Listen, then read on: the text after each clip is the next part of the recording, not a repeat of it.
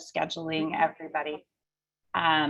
We start scheduling the whole school for next year, as crazy as that sounds, but that has already started.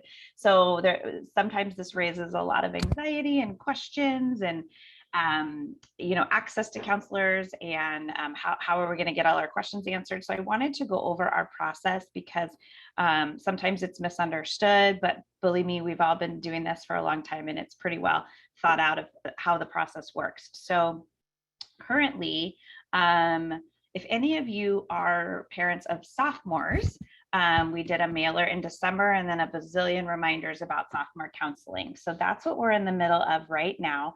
Sophomore counseling used to be a grant funded program from the state of California to help with students' graduation rate. When they weren't graduating at a high rate in California, they thought if they were targeted in the sophomore year and had a family meeting outside of the day for working parents, that would raise the graduation rate. Fortunately, in our district, we don't have almost 99% graduate high school, but we still obviously got that grant. The grant since then has gone away, but our district has always loved this program. So it's been supported by everybody from PEF to district to site funds. So it is a program where counselors get paid a little bit extra to have all these meetings outside of the contract hour or whatever works for parents so that everybody can participate. So we held an evening presentation that was virtual, and that was on January 12th. And there was also an AM presentation. It was a late start. It was supposed to be in person, couldn't do that because of where we're at right now with COVID, but that was also a virtual presentation as well. The presentations, if you missed them, are at our homepage, pvphs.com. And if you go to the counseling tab at the top, and then on the side, you could see all the grade levels. So you'd click on 10th grade and you'll see our presentation. So if you missed it, that's okay. Look over the presentation. After those presentations, you were given a Calendly link of your calendar to set up an appointment. So most of the after school appointments are filled up by those who participated in those presentations. However, if you did miss that, we meet with every student no matter what. So if you still want to participate as a family, just reach out to your counselor and they will fit you in during the day. If not, we keep a list of who we've seen, and anybody we haven't seen, we make sure we get every single sophomore. And in that meeting, it's really great because junior year is the year where kids most definitely either listen to their counselor or listen to their friends. And if they're listening to their counselor, they typically find that they will have a very balanced schedule and still be able to laugh and have fun and go to sporting events. If they listen to their friends, sometimes I don't see them smile the entire junior year. If I was at work right now, sorry, I'm quarantined, I have a little pig on my desk that a student made me. It's a ceramic pig and it has a Band-Aid and it's bandaged and it's missing an ear, and it said I survived my junior year. So it's easy for me to just point to that pig and say, is this the kind of junior year do you want? Or do you want to have a more balanced junior year? So I love that we do this in the sophomore year because freshman and sophomore year classes, there's not a lot of choices, but in junior year, you've taken all your basics and you're going to have a lot of choices. And so we really get to sit down and individually plan for your student as to where their strengths are. So maybe they take some more rigor there, but then finding the overall balance. And then the counselors are also going to know, like I always tell kids, AP Bio, AP Chem, AP US History. Those are three of the hardest classes we offer at Peninsula High School. And we're talking, I've heard 4 hours, I've heard 5 hours of homework. Again, I don't agree with any of it, but that's not my realm. My realm is to make sure, like, well, don't take a push with AP Chem at the same time. So there are ways that we can balance that schedule. So hopefully you're all open and willing to listen to the advice of the counselors, because sometimes those teacher points in knowing just like that one's an exceptionally hard class by that particular teacher, that all helps. So that's what we're doing in the sophomore year. And then we also were going to touch on kind of just getting their hamster wheels going on, have you thought about UCs, Cal States, private or out of state? They don't have to have a list. It's way too early. We go over some of the new stuff going on with the SAT and ACT. So again, please make sure that you get that appointment in with your counselor or reach out to them. Freshman parents get really excited and want to rush that meeting and want to have that meeting. We won't have that sit down meeting freshman year. And as I'll show you in scheduling, there is literally zero choices as to what you take between freshman and sophomore year. It's all the next level of everything. Junior year, we do, so then that's sophomore, and we'll be done with all sophomores typically, depending on how much you spread that out. So that's going on until about February or March.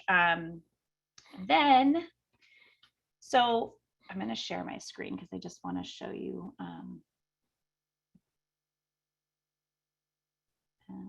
slideshow just from this.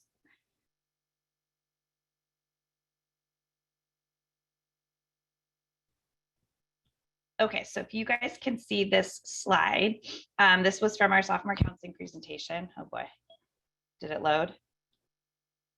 No, it's not. Oh, there it goes. Okay. This is our timeline for scheduling the whole school. So this is for everybody. So the scheduling letter on directions on how to do everything is going to be mailed home next week. Okay, so look out for that. Our Aries window.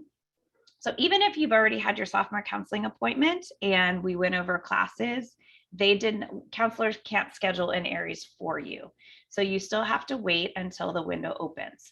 So on Monday, January 31st, the window will open in Aries, and kids all should know how to do this. They've been doing it since I believe 8th grade. If not, there's directions in the letter.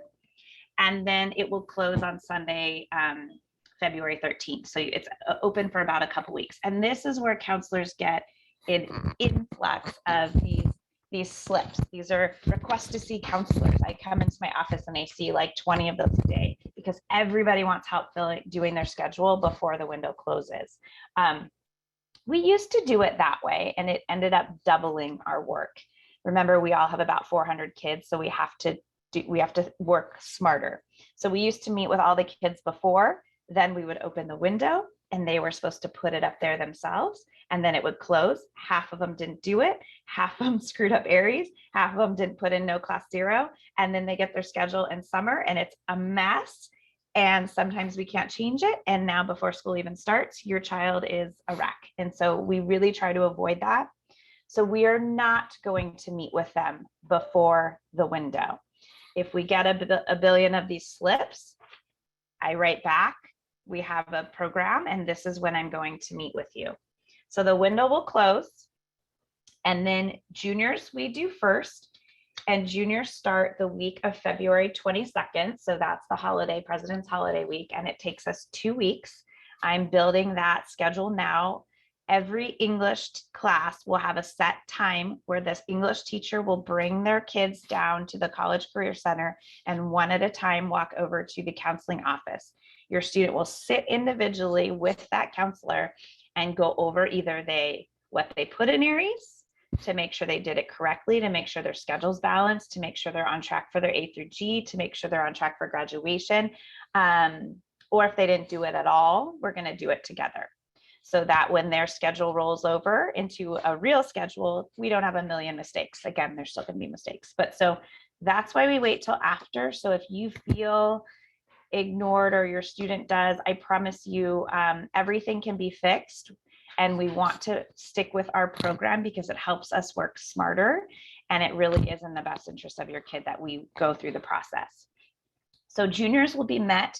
It takes 2 weeks to get through all the English classes. And then we pick up the 9th graders. They start the week of March 7th, and then they go for 2 weeks through English classes. So the sophomores were already done. Seniors don't need a schedule, hopefully. They won't. And then we have spring break. For the 8th graders, I heard there were a lot of incoming parents, so welcome. The last week of March before spring break is March 21st, and that's when we actually physically, as long as the world remains the same, physically go to the middle schools and give presentations in groups through their, I think, social studies or English classes on what they should be signing up for, how they do it, and just kind of how high school works. We also will be doing that virtually for our DLA school because we do know there are some students, middle school students there.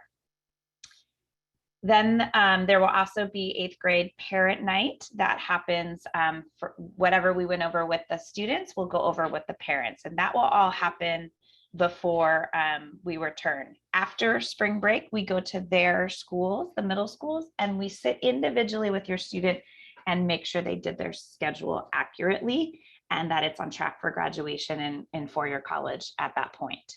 So I promise you, we've been doing this for a really long time, and this is kind of how it plays out, and it really does work. And so your patience is greatly appreciated during this time, but I promise you that every single student gets met individually through this process. Anytime you have questions, though, in the meantime, feel free to reach out, email your counselor. So then I'm going to turn it over. We have this new School Links program that has been awesome so far. We've been using it with our seniors and introducing it to the other grade levels. Dr. Genovese is going to kind of describe this, and we're going to go. I had some slides for it, so I copy and paste these slides that were on our sophomore counseling presentation that will explain School Links and how to use it. Very much appreciated. Thank you, Ms. Baranek. Yes, School Links really is an outstanding program, and it's a nice segue with everything Ms. Baranek was discussing about the scheduling and creating your balance and how does that lead into colleges.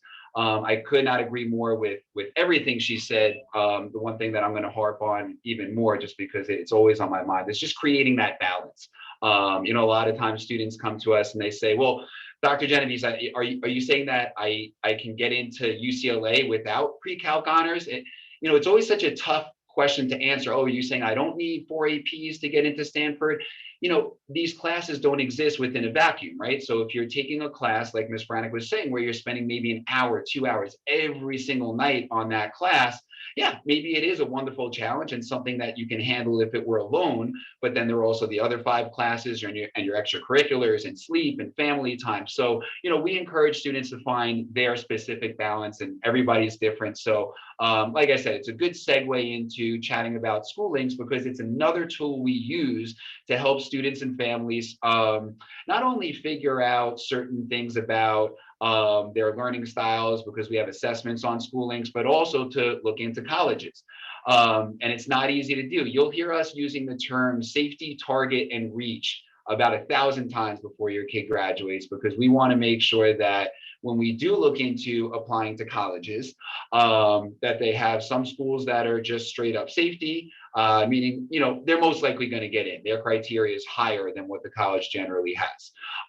Then a few that are good match, 50-50, hit or miss, and then some reach schools. And School Links is a program that we use. Now, we used to use something called Naviance. I love Naviance, and I think School Links is even better. School Links is very smart in that they realize all these kids are on Facebook and Instagram, so they really made the formatting very close, using links and categories so that it's kind of user-friendly. So, Ms. Braddock, can you stop sharing screen? I'm going to bring up something else.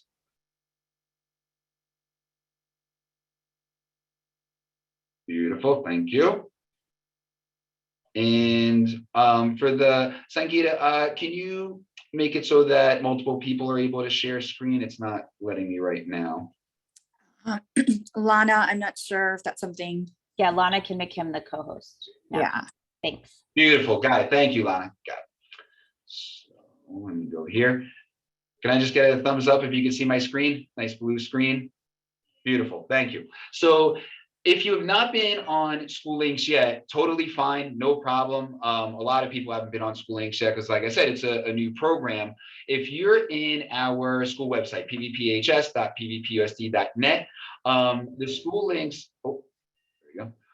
I think that's right. The School Links link is right up here, so you can just connect right to School Links using that link. However, if you've not been on there yet, like Ms. Baranek was talking about before, we can sign up right through the website. If you go to College and Career Center, I'll show you that again. It's pretty much right in the middle of the page, College and Career Center. Oh, I'm admitting people now. And it'll show you not only how to create the student account, but also how to create the parent account. When you actually go to it, it will look like this. So this is a fictitious student. And I was talking before, you can do some assessments on here. Sometimes it's nice to figure out what's my learning style, what's my focus, what kinds of careers might be interesting to me. It can kind of help you to get the brain churning and get those conversations going about classes that you might want and what might be important to you for college and post-secondary. So if we look at the activities and go into assessments, you'll see you could do all different kinds of assessments, and these are even cool for the adults to do. You know, the find your path.